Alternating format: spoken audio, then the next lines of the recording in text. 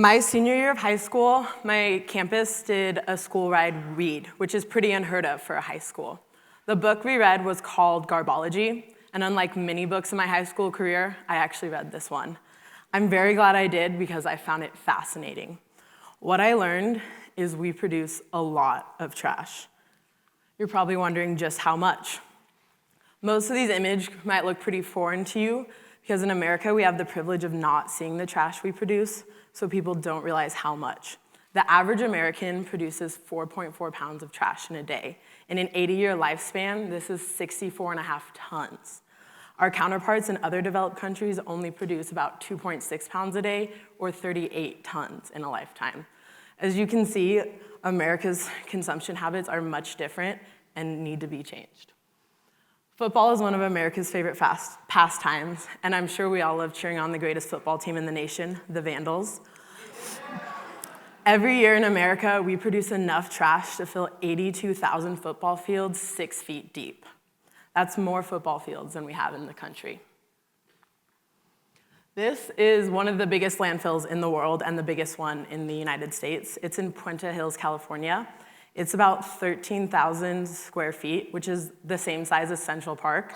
It's 40 stories high. Because of how big it has its own microclimate and wind patterns. This means the weather on top of the mountain is different than the surrounding valley. It was only open for 30 years, and it has 130 million tons of trash in it. And so, I have a lot of pictures of common things that we throw out. Most textiles take around 30 to 50 years to decompose. Things like rubber and leather take closer to 80 years to decompose. Cardboard takes about 2 to 4 months to decompose. Depending on the food waste, it's 1 to 6 months. Coffee cups, like the ones you get at Starbucks and Dutch Bros, take about 5 years to decompose. A cigarette butt takes between 10 and 12 years to decompose. Plastic can take anywhere from 200 to 1,000 years. Aluminum takes 200 to 500, and glass can take over 1 million. You're probably wondering how this is relevant. When we had the concept of landfills, the purpose of them was to have trash decompose over time so we could continue to fill them up. But the issue is the trash we're producing doesn't decompose fast enough. And landfills are packed so tight that they don't have oxygen so things can decompose. In the book Garbology, they talked about a study where they took cores of landfills and they found guacamole in one that was still green. So, another topic the book talked about was the zero waste movement. And when I first read about this, I didn't think it was anything I could do. 0 is a very strong number. It means nothing. So I thought to be part of this movement, I would have to produce 0 trash. But as I started learning more about that, I learned that's not what it is. It's about reducing the trash you produce. So the biggest thing I want to emphasize when going over what I do is make the changes you can. Find the things that work well in your life and implement them. When I first started, I started out very slow because I was a little nervous getting into it. The first thing I did was make my own toothpaste, and then I slowly started adding things. Pinterest was my best friend during this time. There are millions of recipes for anything you want to make.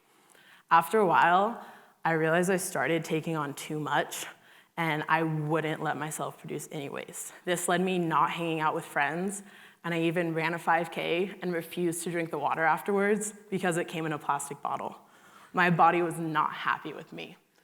I would beat myself up every time I made something wasteful, and I realized this was not good. I also ended up having an issue with the face wash I made. It gave me a really bad rash on my face where I had to get a prescription cream for it. So make sure you're testing products out and you know your skin type before you do something like that. So I'm gonna go over the things I do in my everyday life to help reduce the amount of waste I make. The first thing I do is make a lot of my own health and beauty products. So like I said, I make my own toothpaste. It consists of coconut oil, salt, baking soda, and mint essential oils. It cost me about 66 cents to make a 2-month supply, so it's much cheaper than your commercial toothpaste. And I've never had an issue at the dentist in the 3 years I've been making it. I also make my own shampoo and conditioner, and all this is baking soda and vinegar. I only wash my hair about once a month, and so it only costs me pennies to wash my hair. I also make my own body wash, and what I use is a soap called Castile soap. It's a concentrated olive oil-based soap, and it produces less waste because it's less energy intensive to make it, and because it's concentrated, you water it down. The last thing I do is I use a menstrual cup when I'm on my period. There's so many different kinds, as you can see, and it's just a little silicone cup that you put in there, and it catches all your blood, and then you just dump it out and wash it and reuse it. There's no risk of toxic shock, and they can last for years, which will save you money. I also, when I go food shopping, I try and buy food that doesn't have packages. I'm sure you know when you go to the store, you can find things that's a box within a box, and then there's a bag inside too. And this is completely unnecessary. It's cheaper and it's better for you to buy fresh, unpackaged foods. When I go, I take produce bags, which are little mesh bags to put your produce in so you don't have to use the plastic ones. And I also use reusable straws whenever I can, because straws are very bad for the environment. Containers-wise, I take reusable bags everywhere. They make ones that you can fold up and put in your purse, which I always have one, and they also just have bigger ones you can carry. Whenever I go get coffee, I try and remember to bring my reusable coffee cup. A lot of stores will even give you discounts when you go. Whenever I have leftovers, I make sure to not put them in plastic wrap and put them in a reusable container instead. I got my parents to do this too after yelling at them for a couple months. And then I always carry a reusable water bottle everywhere. This campus is great because there's water fountains everywhere, so you never have to worry about running out of water or having to buy some if you carry a reusable water bottle.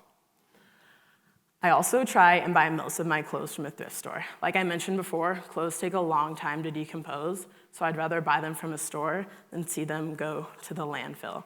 It's also cheaper and better for your wallet to do this. There are some other things that I don't do, but you could easily implement into your daily life.